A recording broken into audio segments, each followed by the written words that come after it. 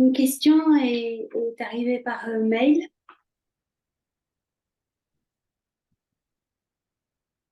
Faire la paix. L'homme est-il davantage fait pour la guerre, compte tenu que les peurs et le corollaire, les besoins de domination, sont dans la nature humaine à l'œuvre en permanence? Si la réponse consiste à développer la paix en soi, combien de millénaires encore pour parvenir à faire œuvrer les peuples qui ont subi notamment de terribles traumas vers une paix durable?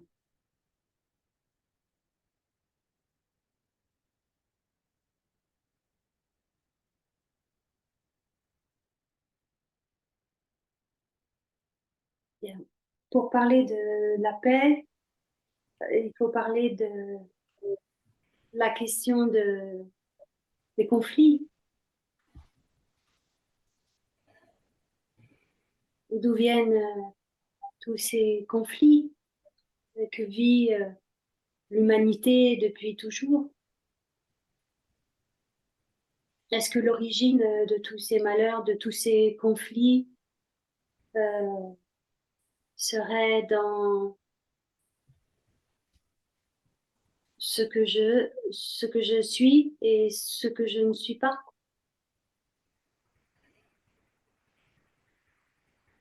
Est-ce que, est-ce que ce serait l'ego en tant que séparation, en tant que division de l'autre, qui pourrait être à l'origine de tous ces conflits?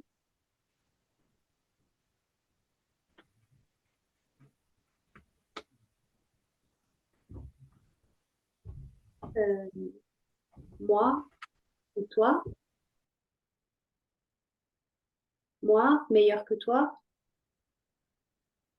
sentez bien que ça part de cet ego, de ce jeu, de ce moi.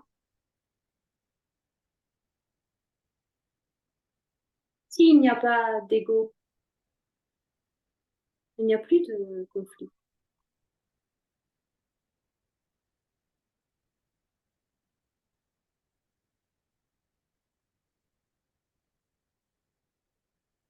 Qu'est-ce qui fait que à un moment donné, le cerveau et toute la pensée qui va avec a eu besoin de créer ce moi, cet ego?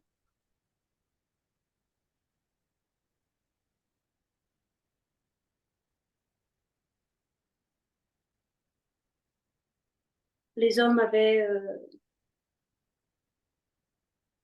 besoin d'une identité pour fonctionner,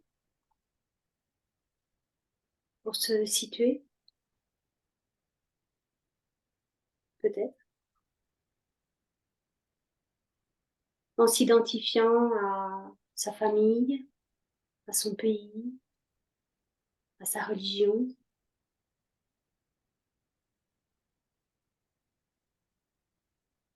Et le moi est créé,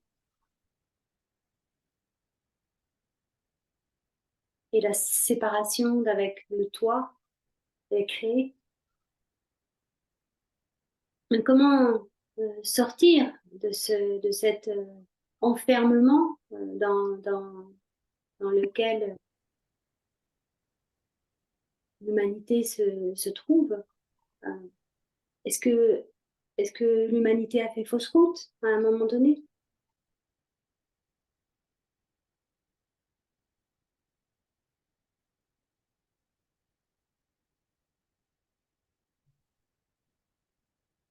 L'ego est enfermé dans cette certitude du besoin de devenir quelqu'un, de devenir quelque chose, du gain personnel, de l'accumulation des connaissances. Donc dans le renforcement du moi, sans cesse, en permanence. Et c'est de là que viennent les conflits. c'est-à-dire enfermé dans le temps psychologique, dans le devenir.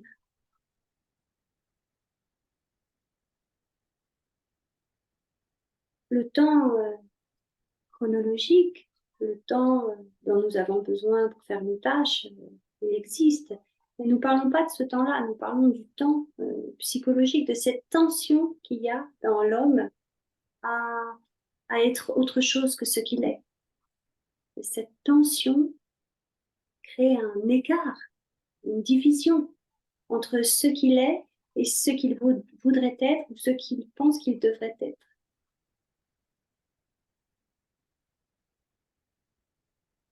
Et cet enfermement dans le temps psychologique le rend prêt à tout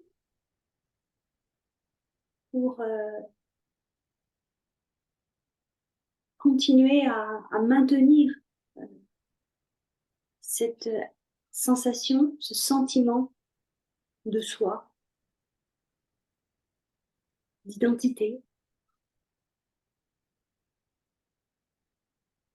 probablement pas par mauvaise volonté, mais plutôt par ignorance, par pure ignorance. Quand on sort du temps psychologique, on ne crée pas de tension, de projection sur ce que les choses devraient être, sur la place que je devrais avoir.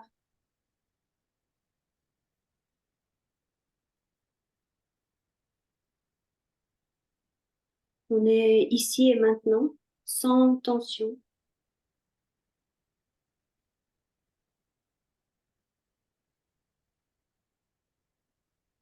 Donc, c'est vraiment la question de l'ego et plus profondément, comment l'humanité, peu à peu, a glissé dans cet enfermement de l'ego et cette certitude que c'est ça qui va la faire évoluer, le, le progrès.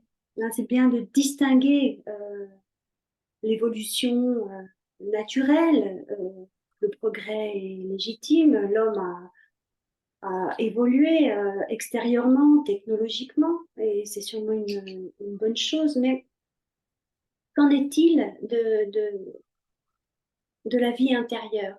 Est-ce qu'il n'y a pas eu un glissement de cette évolution naturelle de l'extérieur vers l'intérieur avec l'illusion d'une nécessité euh, de s'améliorer, de devenir quelque chose?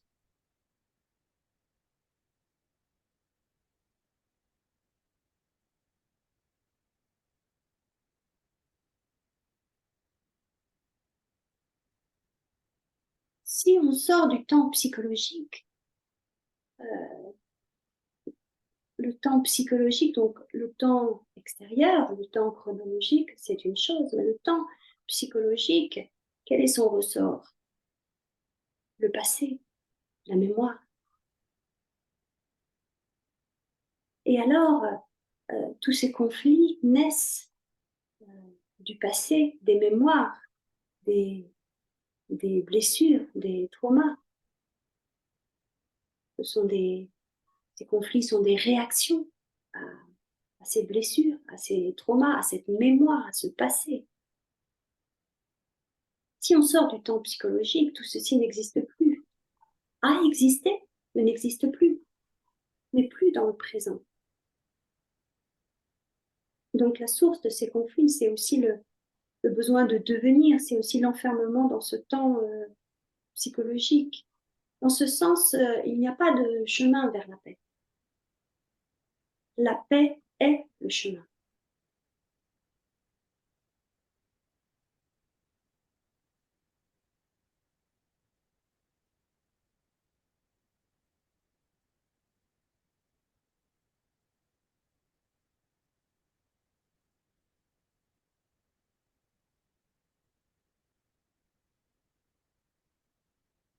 Donc la question de faut-il des millénaires, tout dépend de la conscience de l'humanité, mais en réalité non. c'est ici et maintenant. Tant qu'on reste dans le schéma, les stratégies du temps psychologique, on reproduit, on s'appuie hein, sur le passé, sur les mémoires. Donc on est enfermé dans ce processus de moi je suis plus légitime, toi tu es plus légitime. Alors sortir du temps psychologique, c'est, cela produit instantanément comme une révolution dans notre regard et dans notre façon d'être. Plus cette crispation sur ce que je possède ou ne possède pas, sur ce qui m'appartient, ce qui ne m'appartient pas, ce qui m'est dû, ce qui ne m'est pas dû. C'est une toute autre réalité qui s'offre à nous. Alors, que fait l'humanité? Que va faire l'humanité?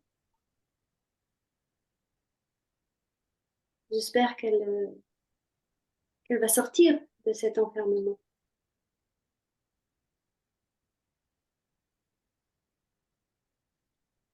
Très souvent, immanquablement, à cause de ces mémoires, la victime devient le bourreau, très souvent. Et l'histoire se répète sans fin. C'est très clair dans l'histoire de l'humanité.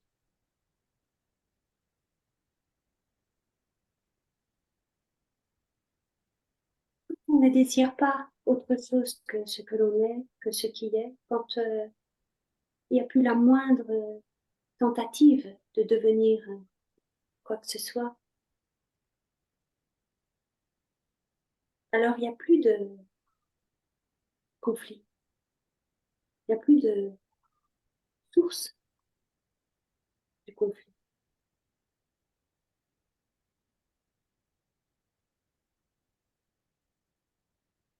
Il y a juste une incroyable énergie,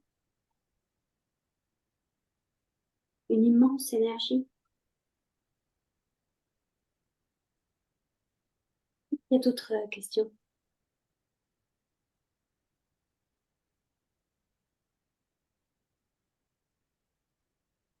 Moi, je veux bien, Martine, Oui, dans le prolongement de ce que tu dis, parce que tu dis ça, on a l'impression que c'est à l'échelle de individu par individu.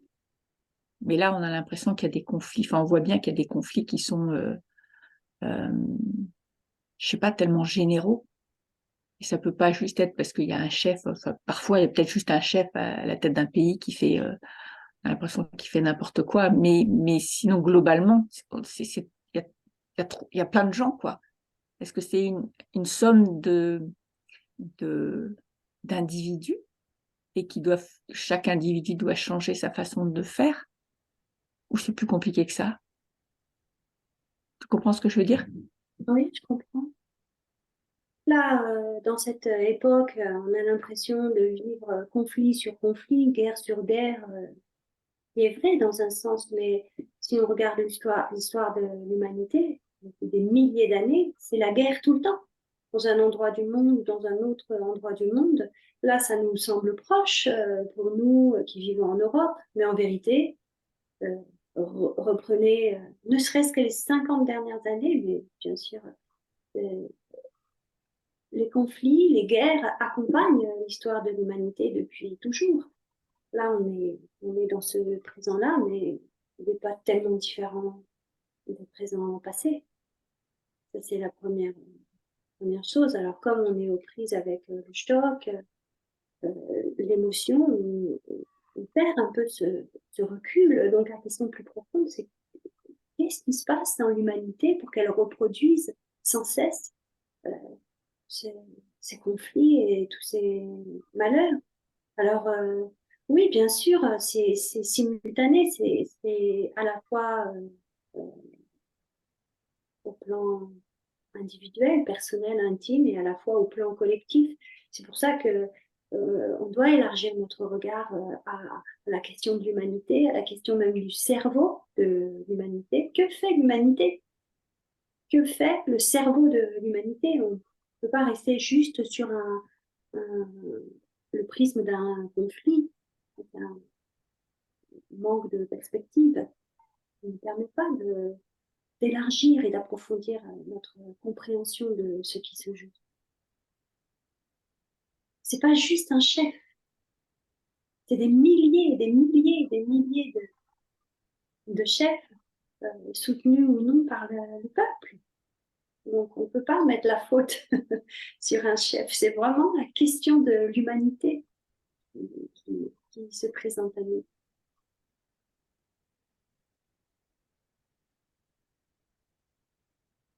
Alors Mais il s'agit de, oui, il s'agit non, de voir la totalité de cette question et pas seulement un fragment, la totalité de cette question. Oui, mais est-ce que la tradition dont tu nous fais part depuis quelque temps n'évoque pas plutôt un chemin vers nous, individuellement, alors, je sais pas trop, j'essaie de reformuler ce que j'ai compris dans ce que tu as dit, mais ou autrement, euh, dans notre ego, perdre notre envie de voir un monde en paix et pour voir le monde enfin, prendre le monde tel qu'il est et l'accepter tel qu'il est sans projeter nos souhaits de paix. Le monde, il est ce qu'il est et nous, on pourrait au moins être en paix avec dans le monde tel qu'il est. Je sais pas si je suis très clair. oui, oui, oui, c'est un peu la question de l'individu dans ce monde. Alors, ce que tu pointes, c'est une faculté à prendre suffisamment de recul pour sortir de la dimension émotionnelle, hyper réactive que génèrent spontanément ces situations en nous. Donc, prendre un peu de recul pour constater cette réalité avec une certaine maturité de la réalité, de voir la réalité telle qu'elle est. Et ça devient possible quand on ne s'identifie pas à ce monde. Tant qu'on est identifié à ce monde, on est traversé par ces émotions qui nous font réagir au sentiment d'injustice, au doute, à la révolte, à la colère, et qui génère, la colère elle-même va générer de la haine. On va se sentir obligé de choisir un camp, ceux qui doivent être défendus. Sentez bien. Alors, oui, il s'agit en tant qu'être présent dans cette réalité, dans ce monde ici et maintenant, de faire face à cette réalité sans s'identifier. Et puis, après, il peut y avoir cette intuition d'aller vers une compréhension, de soulever les questions justement fondamentales de qu'est-ce qui fait qu'on en est arrivé là.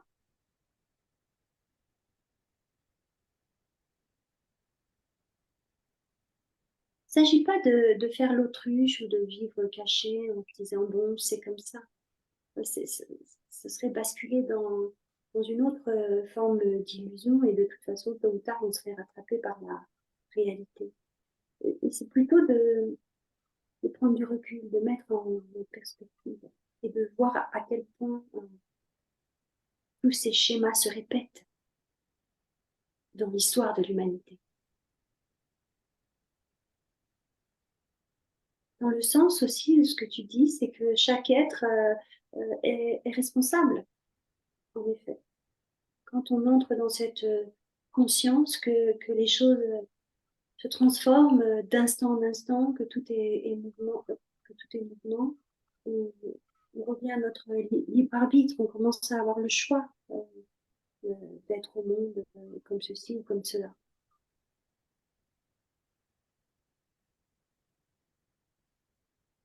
Alors,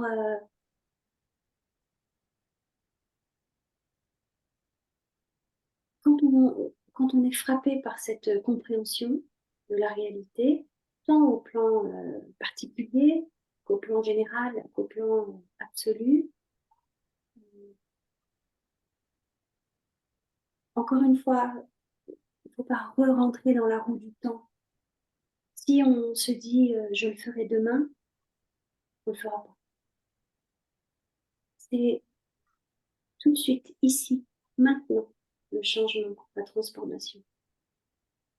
Et ça peut advenir que par la vision pénétrante. Tant qu'on n'a pas cette vision pénétrante, cette vision profonde de la réalité et du mouvement de la réalité, on peut en avoir une compréhension intellectuelle, mais ça ne nous fait pas changer. On est d'accord, on entend, mais on reste dans le temps psychologique, on reste dans la répétition, on reste dans cet enfermement de l'ego. Quand on est percuté par la vision pénétrante, ça change immédiatement.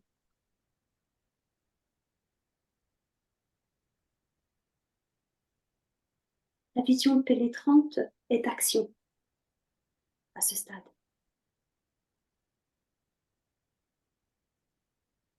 Dans quel sens elle est action, pardon? Parce que quand il y a vision pénétrante, le cerveau est changé immédiatement. Tu vois, s'il y a juste une compréhension intellectuelle, le cerveau n'est pas changé. L'arrière-plan égotique qui nous fait agir, encore une fois, pas par mauvaise volonté, par ignorance, est toujours actif. Et la vision pénétrante perce cet enfermement et l'être change immédiatement. Immédiatement.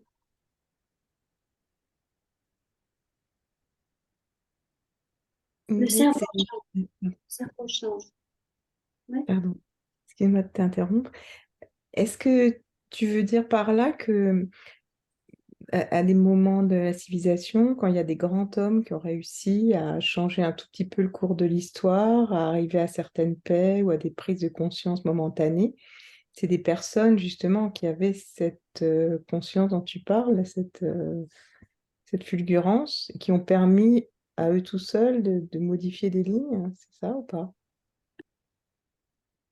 À eux tout seuls, probablement pas, unis à l'univers, à l'ordre de l'univers, certainement. Voilà, cette énergie dont on parle, quand on sort de la prison de l'ego, il y a cette énergie colossale, immense, infinie qui est là. Et les êtres dont tu parles étaient unis, reliés à cette énergie colossale pour révéler finalement qu'il n'y a pas de fatalité à cet enfermement dans l'ego. Oui, était porté par une vision, ces êtres-là étaient portés par une vision, c'est certain. C'est certain.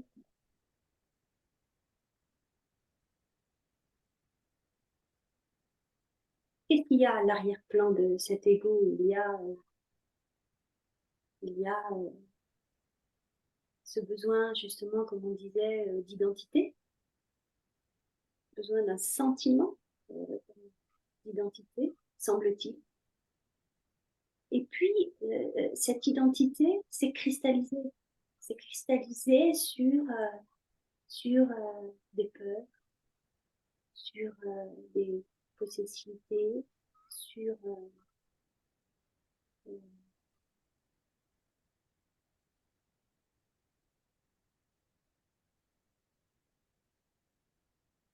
des, des croyances,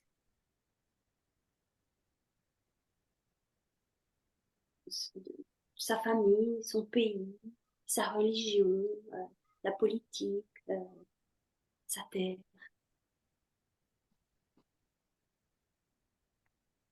C'est ça qui s'est passé.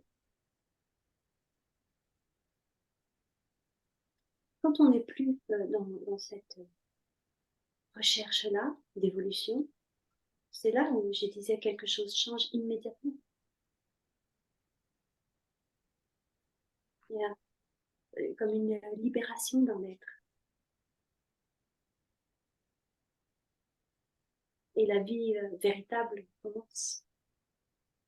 Mais tant qu'on est agi par nos peurs, par notre sentiment d'insécurité, par possessivité pour se rassurer, par la convoitise, la jalousie, eh bien, on répète ces vieux schémas qui inévitablement nous amènent au conflit, à la séparation d'avec l'autre et à la souffrance. Et c'est ce que vit l'humanité depuis des milliers d'années, centaines de milliers d'années.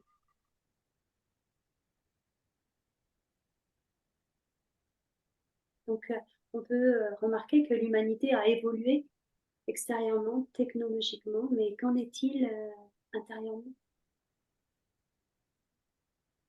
Le mouvement d'évolution extérieure semble s'être plaqué sur la vie intérieure, mais il n'y a pas d'issue.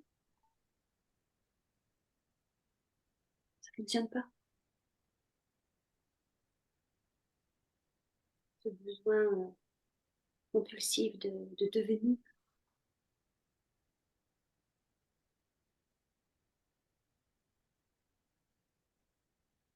Et c'est à la fois très optimiste et très pessimiste ce que tu dis alors, parce que on aurait tous la capacité de voir les choses autrement, mais en fin de compte, est-ce que ça se produit? Tu sembles dire que non, en fait, du point de vue d'une conscience collective. Est-ce qu'il y aura finalement une évolution? Question compliquée. C'est une question pour le futur. Nous, on peut voir le présent. Oui, l'humanité en est là, ici et maintenant, et puis ça nous renvoie à nous-mêmes. On ne peut pas changer le monde, mais on peut changer notre regard sur le monde.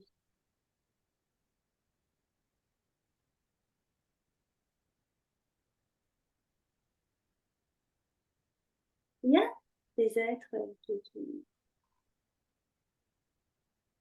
ne sont pas dans ce fonctionnement. Mais c'est vrai que c'est pas le collectif, c'est pas la majorité.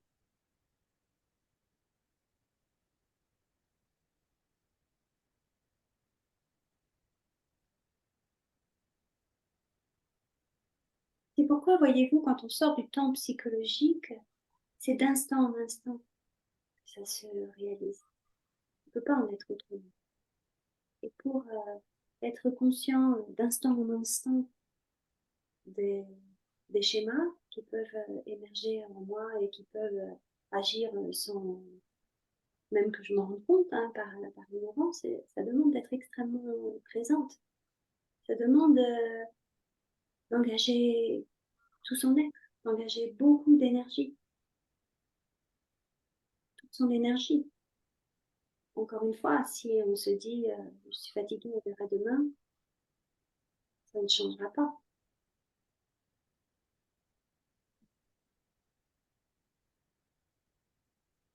Mais souvent, on a tendance dans notre recherche à ramener les choses à soi. Toujours cette prison de l'ego qui nous agit bien malgré nous.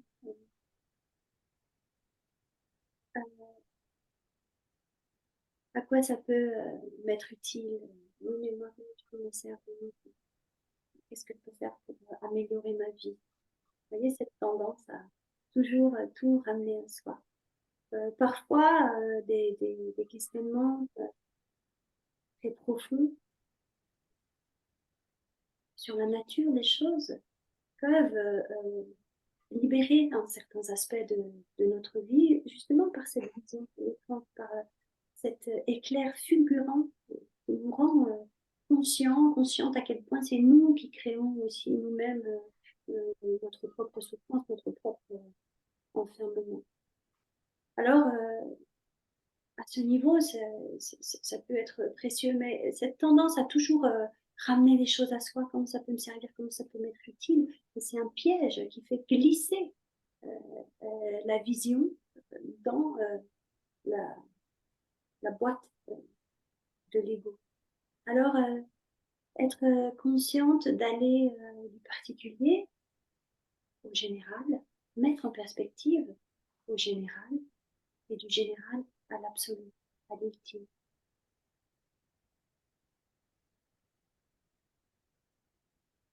Est-ce qu'il y a une dernière... Oui, une dernière question? Est-ce qu'on n'aurait pas, enfin, je sais pas, séparé peut-être trois choses, le, le, le, le fait de souffrir quand on voit les autres souffrir, ce qui ne sert à rien, qui n'aide pas ceux qui souffrent. Je ne sais plus qui a dit ça, mais ça a dû être dit par pas mal de gens. Le fait du coup, d'avoir séparé de l'empathie, qui peut peut-être, sans y mettre de l'ego, permettre d'agir. Ça, je ne sais pas comment on fait, mais ce serait le côté positif en regardant les autres. Et j'ai oublié le troisième point. Bon, mais au moins c'est séparé. Sa peur, voir est-ce que dans le conflit, après, c'est pas son ego à soi qui fait qu'on a peur de se trouver à son tour un moment dans le conflit et s'identifier en ayant peur pour soi, plutôt que de souffrir parce que d'autres souffrent, on souffre de la peur d'être à son tour dans le conflit potentiellement. Ouais, tu tournes autour d'un pot qui est tout à fait ce dont nous parlons depuis tout à l'heure, hein, c'est-à-dire le, le miroir. À quel point je suis un autre toi, à quel point il y a une résonance entre l'autre et soi. Donc cette résonance par la conscience, même inconsciemment, peut générer cette peur dont tu parles, la peur d'être soi-même dans le conflit, parce qu'on entre en résonance euh, avec, euh, avec ce que l'autre vit. Et puis, quand on réalise tous ces points communs avec l'autre, alors là, il y a cette empathie euh, qui est là. Et puis, le côté inutile de souffrir, d'ajouter de la souffrance à la souffrance, d'ajouter ma souffrance à la souffrance de l'autre, c'est un certain pragmatisme. C'est vrai que ça ne va pas aider la situation à part d'ajouter de la souffrance à de la souffrance. Donc tous ces aspects qui sont à voir ensemble. C'est un ensemble, c'est pas une chose. Cette tendance hein, qu'on a encore une fois à séparer, à dissocier, à diviser. Alors diviser pour mieux comprendre d'un point de vue analytique, mais on perd complètement la compréhension profonde, la vision. Donc quand l'autre souffre, quand l'autre vit un conflit, il nous renvoie immédiatement en effet à nous-mêmes, à notre propre humanité, à notre propre vie ici et maintenant. Et de demeurer nous séparés de cet autre sans se laisser absorber par une émotion qui, qui n'apporterait qu'une couche de souffrance supplémentaire à la souffrance déjà présente, mais de rester obstinément relié, de refuser de se séparer, de se diviser, de se séparer de l'autre, sans s'identifier.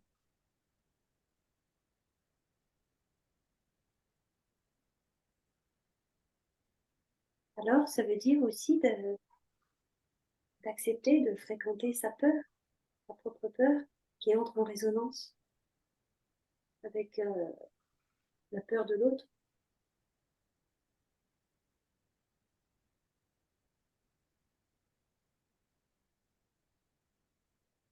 Là, il y a une beauté, il y a une humanité.